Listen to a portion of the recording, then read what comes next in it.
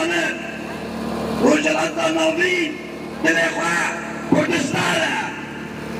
و تفکر آزادی سریب لبریا طرف آبودا او خودی به پروژه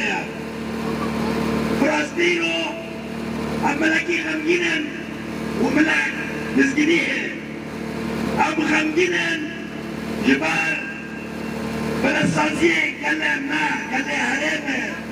بابا کرن جعفری دا بگره حتاری دیری که نشتکی نویا واتقو یادی که و یادی که دولت تک دولت خواهدیه بسری دا کسن فاشیست